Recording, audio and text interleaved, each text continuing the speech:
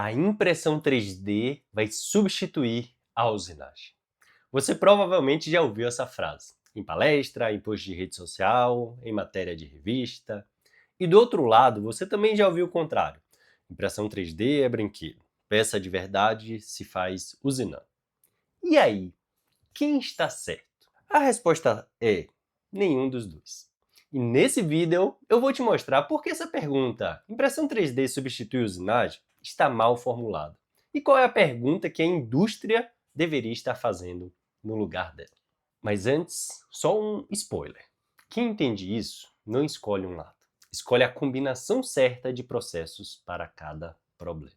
Para quem ainda não me conhece, muito prazer, eu sou Luan Saldanha, sou engenheiro mecânico, atuo há cerca de 10 anos com manufatura aditiva e inovação industrial e venho acompanhando tanto a evolução técnica da impressão 3D quanto a adoção da tecnologia em aplicações reais na indústria.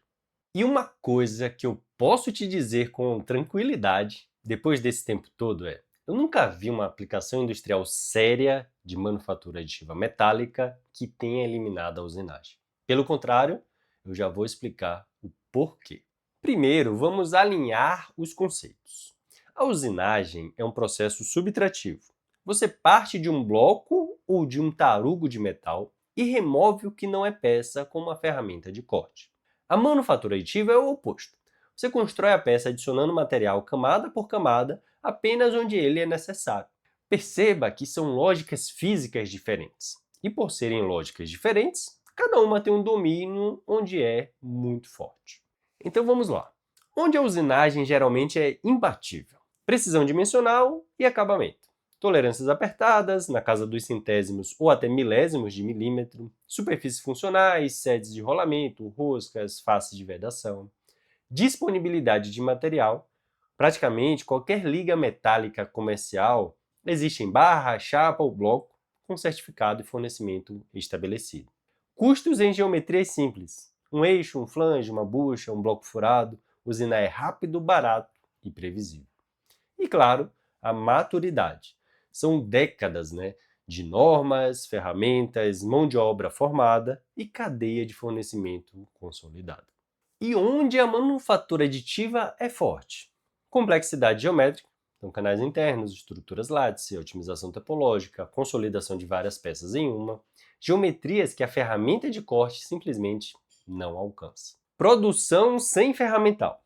Não precisa de molde, matriz ou dispositivo dedicado. Isso muda a economia de baixo volume.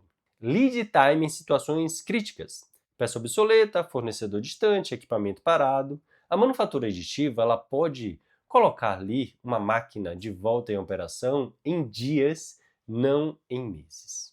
E eficiência de material em ligas caras. Em vez de transformar 80% de um bloco de titânio em cavaco, você deposita material apenas onde ele é necessário. Deu para perceber? Os pontos fortes de uma são exatamente os pontos fracos da outra. Isso não é desenho de concorrência, é desenho de complementariedade.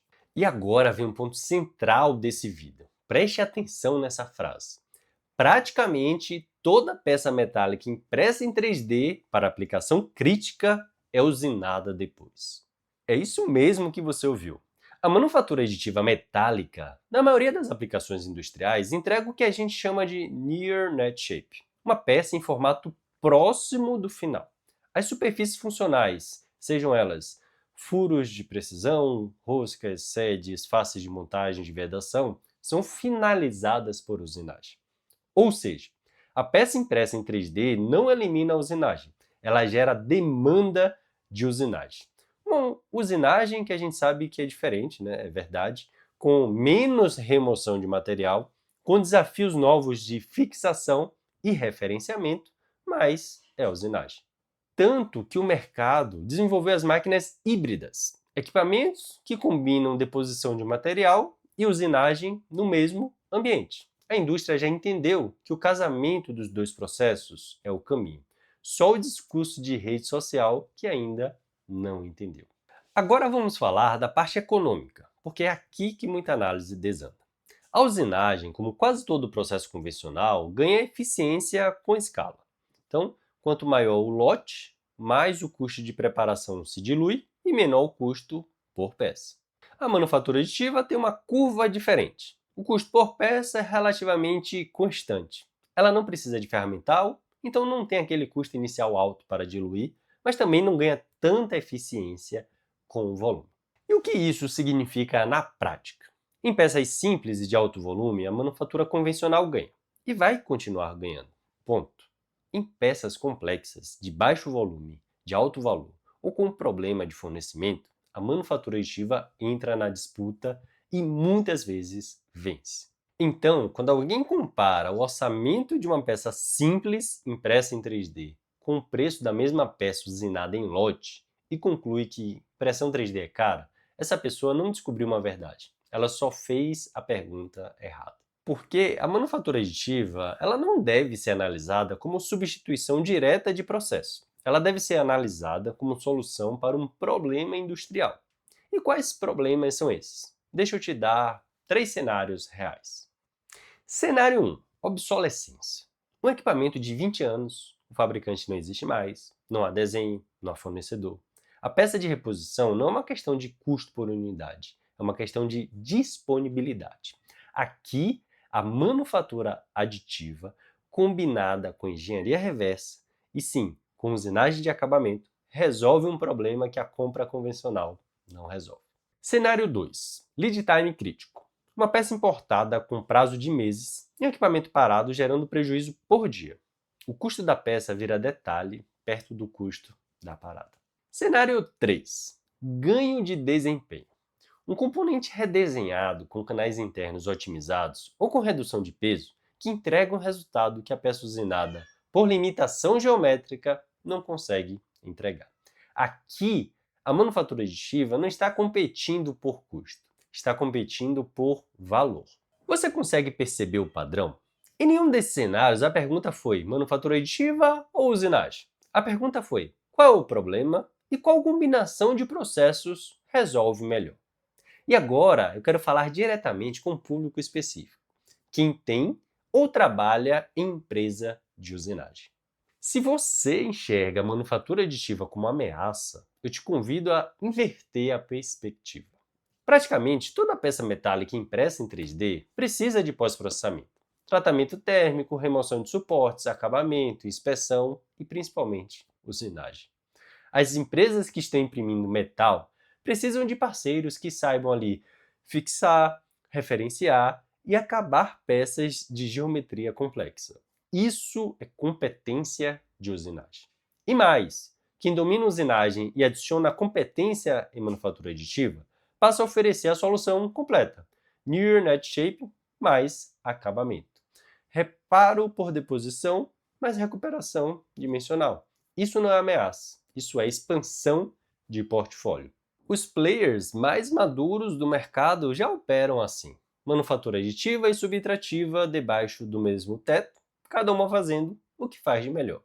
Então vamos responder a pergunta do título de uma vez por todas. Impressão 3D substitui a usinagem? Não. E quem promete isso está vendendo hype. A impressão 3D substitui, em aplicações específicas, a forma como determinados problemas eram resolvidos.